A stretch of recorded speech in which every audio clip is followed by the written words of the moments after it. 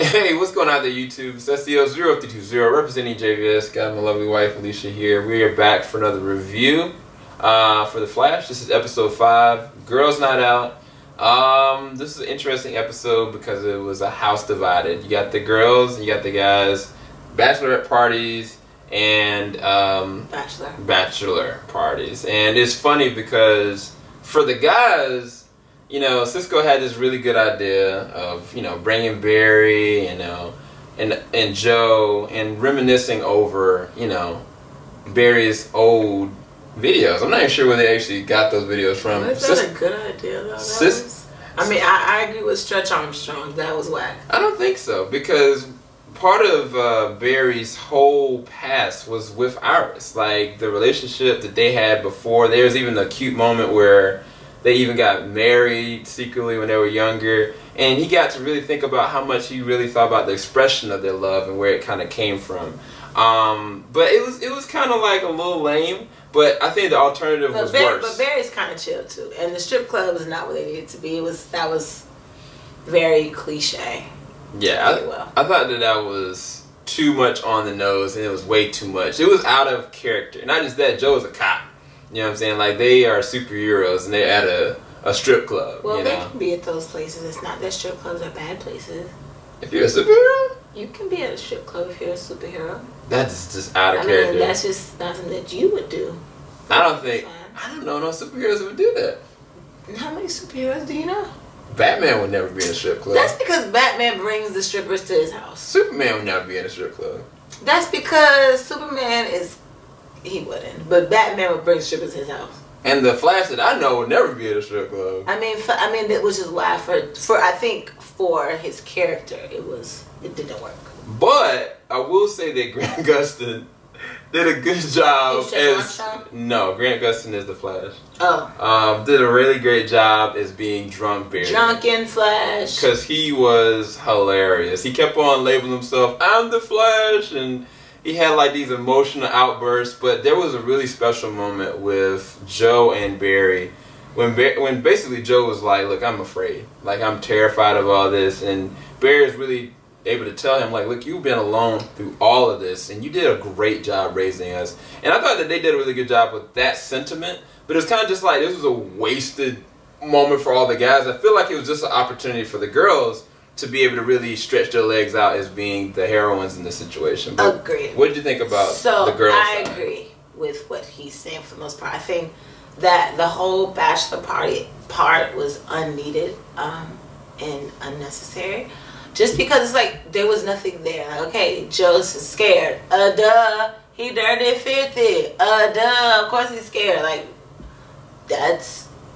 So I think, like, having the whole guy section was whack. But what do you think about the girls? I'm getting there. Oh, so okay. I was saying I agree with you, like, to your point, that was whack. The girls part wasn't much better to me. I think, like, I do like how they are finally dealt with the Caitlyn versus Frosty, because at the end of the day, like, they needed to find a way to blend those two characters in a way that made sense, because now Caitlyn has powers, and it's kind of like, I think it's going like more toward like the Arrow route, where there's like 5 superheroes in the group. So I think having, like, being able to flesh out how you mix those two, I think that was cool. I think the villain Amunet. Yeah, Amunet. She was cool.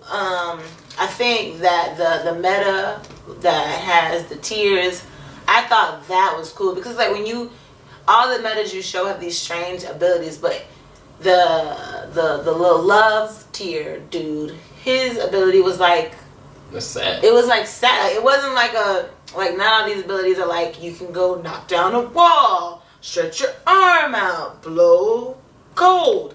His was like weird. Yeah. So I think that part was cool. But what I didn't like was the end. I did not like, because it didn't make sense. Because this whole season, every time they meet one of the metas, they like lock the meta up, or for Stretch Armstrong, they keep him close. I didn't understand why. What? Nothing. Why Iris and them let the tear guy, let what's his name? Weepy, let Weepy go. Cause like he still leaks drugs from his eye. Like, why are we just letting him be out in these streets? Number one. And then they let Amunet go. They let Amunet and the eye guy go. Amunet is over the meta underground. You let her go to do what? Exactly. We grew, because I mean, what we know at this point is, of course, you're going to see her down the road because you let her go. She's like, dangerous. I couldn't understand that part. Like, if they would have wrapped it up where, you know, I mean, I don't mind a good wrapping it up at the end. Like, you know, get Weepy and try to figure out more about him, and, you know, take Amunet down, okay, and take Snake Eye. They would have got him too. Then it would be like, okay, because then it would have did what it was supposed to do as far as like show that Caitlyn can be frosty without being a killer. Yeah. Boom. Yeah, where they dropped the ball for me is kind of what you said. Like, I kind of was like really down to like, all right, Caitlyn is showcasing her powers. They're all rallying together to stop this. It just showed Amunet killed 2 police officers. It's been evident even by Cecile that they haven't been able to stop her or even find her. You know, so it's like you get to the point like Caitlyn's like, all right, I'm not gonna kill her. But then you're like, go. Like, and she just threatens right in front of you. Like, how is she really going to threaten you if she doesn't even have her, you know, ability to stop you?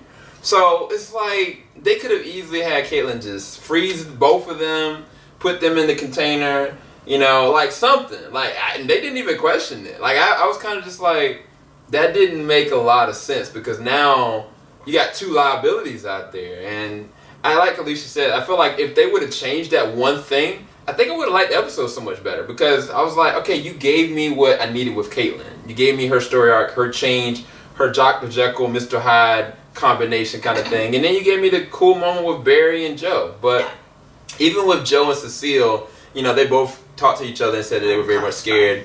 And it was really good. But all in all, what did you get this episode, babe? Alright, so Alicia, she don't know. I give this episode maybe a 7.5 out of 10.